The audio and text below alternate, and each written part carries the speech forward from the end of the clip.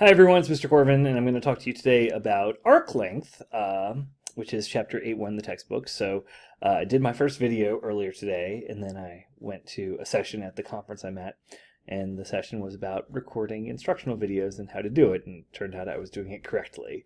So then I came back, and after gaining all that knowledge, I am now on my second take of this video because I royally screwed it up the first time. So we're not going to do that. We're going to talk about arc length.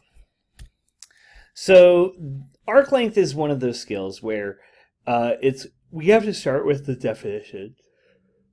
Excuse me. And so just like we did with area, we defined area in terms of an integral. We defined volume in terms of an integral. So now we're going to define the length of a curve, unsurprisingly, in terms of an integral. But the idea is one thought is, hey, let's take some string. Like if this is our curve, figure 1 over here is our curve. If we take some string and we lay it down so that it's on the curve, I could, straighten that out and measure it with a ruler. But if the curve is really complicated, maybe it oscillates a lot, that could be very difficult to do accurately. And so that's not really a good way to do the definition. So we need a precise mathematical definition for the length of an arc of a curve. And you can see here, just as we develop definitions for the concepts of area and volume, and again, unsurprisingly, it's going to turn out that the definition is an integral. So what we're going to do this time, so for area, we divided things up into rectangles. We found their area. For volume, we had a couple different methods. We did discs, washers, cylindrical shells. We found the volumes of each of those. But what would we do for arc length? Excuse me. I swear. I have no idea. That's why I had to start. This is why I had to start over, because I kept yawning. And I swear this is not a boring topic. It's not late at night. It is like 2:30 in the afternoon, and I got plenty of sleep last night. I have no idea why this is happening. Let's just keep going. So if the curve were made up of a bunch of line segments, so they're calling it a polygon. Technically, a polygon would have to be closed, but that's neither here nor there. But if it were made up of a bunch of chained line segments, we can easily find its length, because you find the perimeter of a polygon by just adding up all the side lengths. Well, just because it's line segments, why is it easy to find the length of line segments? Well, the good news is we can use the distance formula to find the length of line segments. So that's pretty easy. And the idea being, if I make more and more line segments and chain them together, I'm getting closer and closer each time to the actual length of the curve. And if I take the number, excuse me, I think it's just a lot of talking. I think that's why I'm yawning so much. If you take the length of the curve or not the length of the curve, if you take the number of segments to infinity, then we're going to increase, we're going to get better and better approximations to the length of the curve, and then we're going to say, hey, once you take the limit to infinity, that is the length of the curve. All right, so we see here how this works for a circle. This is very similar to the concept of finding how do you find the circumference of a circle, which really is how do you find the value of pi, which Archimedes experimented with. And it's the idea of you have inscribed and circumscribed polygons, you find the perimeter of them, and then you can create boundaries for the value of pi. I'm so sorry.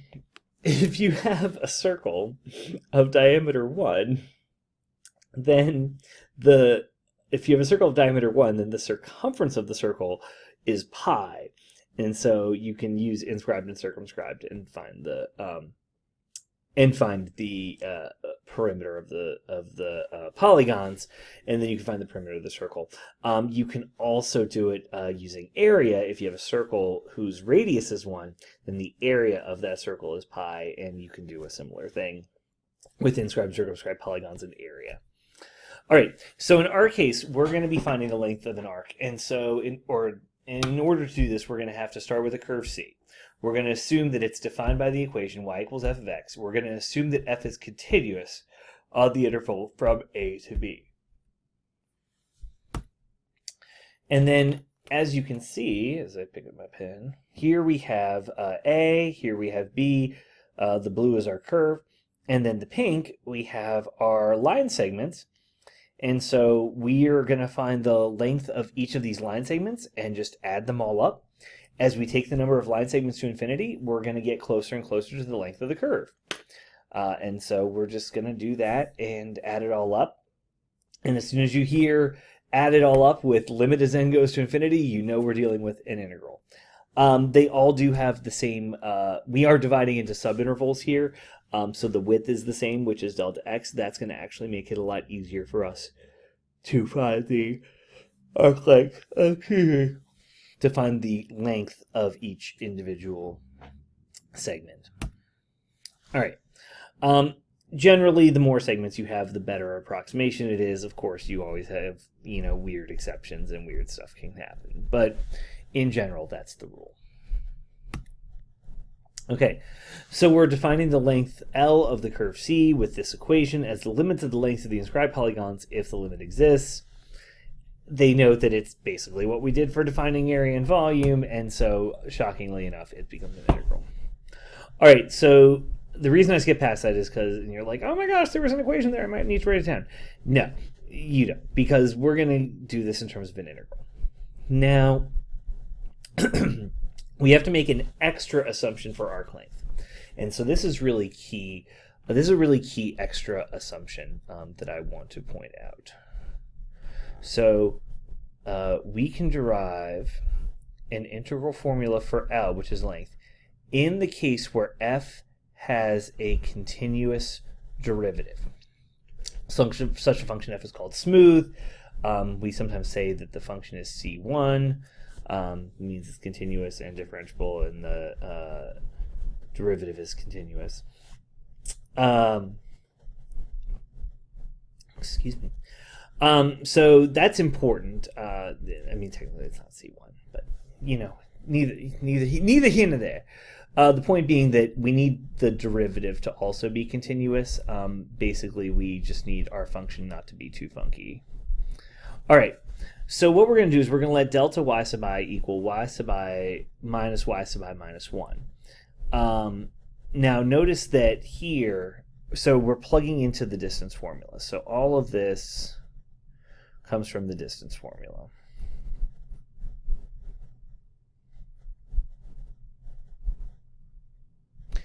And this right here, this is the definition of delta x, and it's the same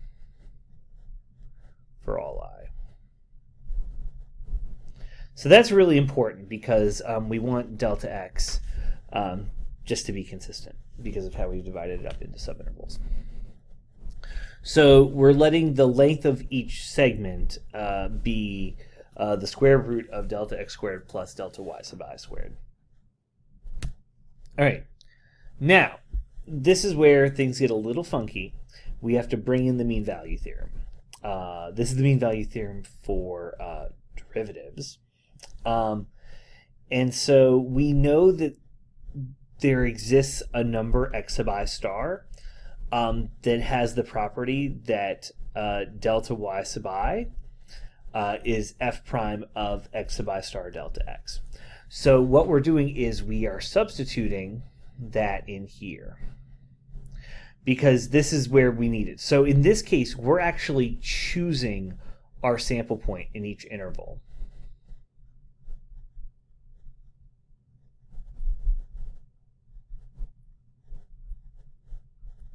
Oops, not use us.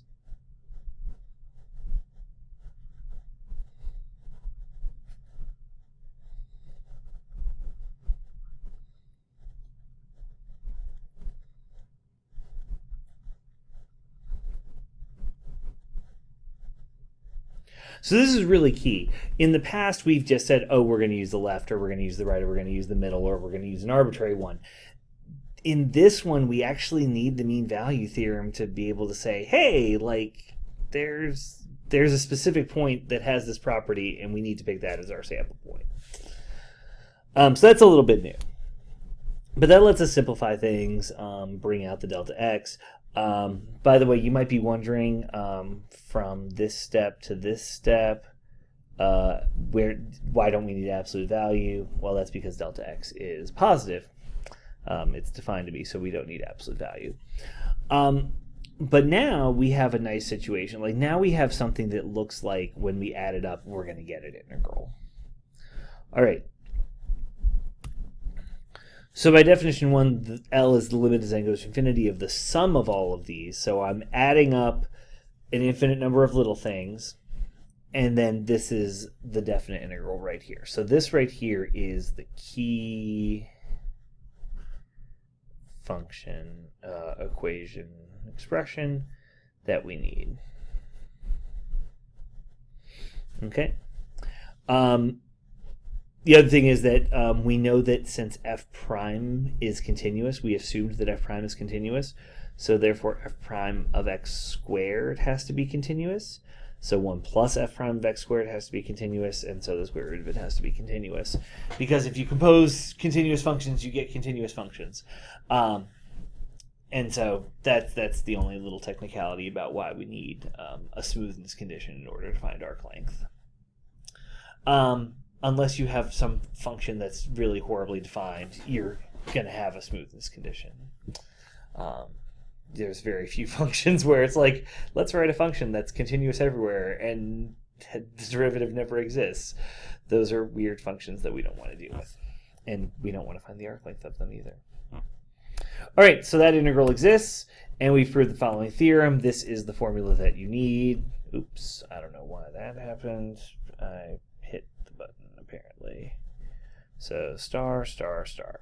Arc length formula: if f prime is continuous on AB, the interval AB, then the length of the curve y equals fx, where x is between a and b, is given by L equals the integral from a to b of the square root of 1 plus f prime of x squared dx. Leibniz notation, you can see down there. Now, let me tell you that every arc length problem that they don't want you to do on the calculator is rigged. There is a very small subset of functions where you can easily find the arc length from the definition using this formula, and the integral just magically works out. There is a very limited number of them. So a lot of the functions that you'll see are very, very contrived.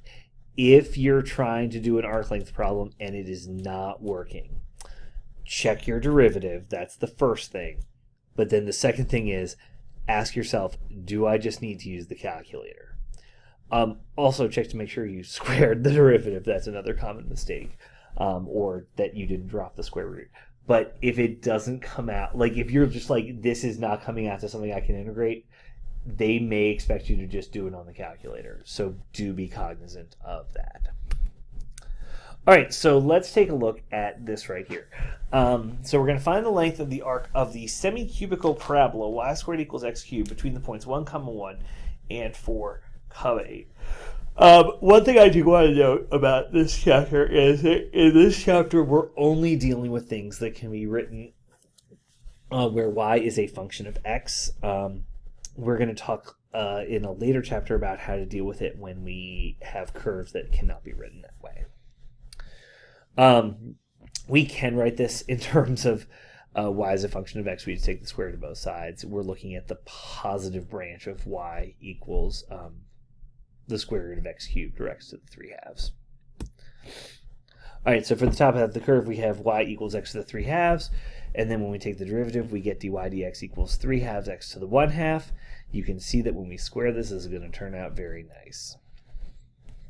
Arc length formula gives the integral from 1 to 4 of the square root of 1 plus 9/4 x dx.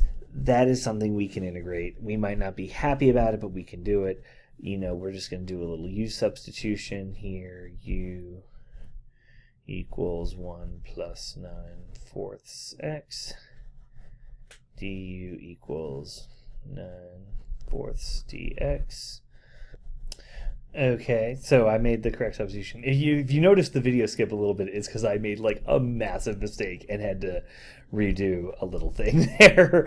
All right, so let me erase this now that this magically showed up on the screen. And oh my gosh, stop it! Go away! Go away! Sorry, the stylus is being a butt. All right. All right, so now let's do it the correct way. So we did this. All right, so now we're going to say that when x equals 1, u equals 13/4.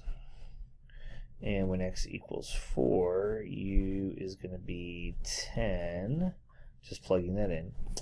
So now we are dealing with the integral from 13/4 to 10 of u to the 1/2 times 4. Oops. Sorry, it's been skipping sometimes. I don't know why that is. 4/9 du. Okay, great. So this is now 4/9. And then when I integrate u to the 1/2, I'm going to get 2/3 u to the 3/2. And then I'm going to evaluate that from 13/4 to 10. I'd rather switch it. I'd rather switch it now rather than go back to x at the end. There's no real reason to do that.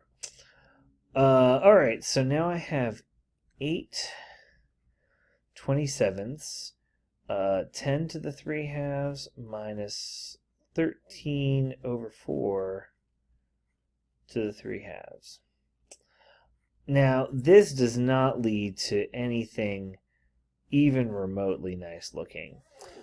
So I'm going to assume that they are just leaving it in that form. Okay, so we did that correctly. Good. All right, we did that correctly. Did that correctly. Okay, great. Okay, and so then they did some simplification there. They had to multiply through by 8. I mean, it is what it is. Like, this is a pretty nasty looking answer. I mean, I'm perfectly happy with this, with the answer right here. Just be aware that, on WebAssign, they might want you to simplify your answer a little bit differently, because they're a little bit more picky about it than I am. All right. So that's how we do arc length in that situation. So that is the exact length. Some of the questions you'll see are way more better rigged than that. All right. What if instead of a function of x, we have a function of y as our curve, and we want to integrate that? Literally, you just flip-flop it. It works out. Nothing too shocking with that. All right. Now I'm going to get into one of these little technical things. This is not something that you would need for a test, but this is something that we need because we're going to use it when talking about some other things. Just like, when we talked about, like the area function, we can think of the integral as an area function, and that's how the fundamental theorem of calculus works. If we think of an arc length function, it allows us to do some stuff with some other things like polar coordinates that are important. So really, I'm just going to go through this. This is a complete technicality. Again, not something you need for the homework, but just like, hey, this is useful. All right, so what we're going to do is we're going to create a function that says, okay, I'm going to pick a starting point, and then I'm going to find the arc length of the function from that starting point to any other point on the curve, assuming the curve is smooth.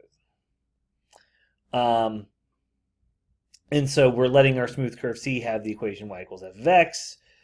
S is called the arc length function. S of x is the distance along C from the initial point to the point Q. So the arc length function is the integral from a to x of the square root of 1 plus f prime of t squared dt. Notice how we replaced with a dummy variable t in here because x is our variable in the limits. So that's very important. So this is the arc length function. I'm telling you, this literally only has an application to prove something else down the line. All right. Hey, if we take the derivative, we get this thing, because we can take the derivative and use the fundamental theorem of calculus, and basically the derivative, ds dx, is that thing that we were integrating before. So how is the arc length of a curve changing? Well, it's the arc length is changing in a way that the farther away your slope is from zero, the quicker you're accumulating more length, which makes sense. When the slope of the curve is zero, then you are still accumulating arc length, but at a rate of exactly 1. Which makes sense. If you have a perfectly horizontal line, it's, well, as I go along, how am I accumulating area? Well, 1 unit per unit. So that makes sense in terms of that. When the slope of the curve is 0, the rate of change of s, the arc length with respect to x, is equal to 1.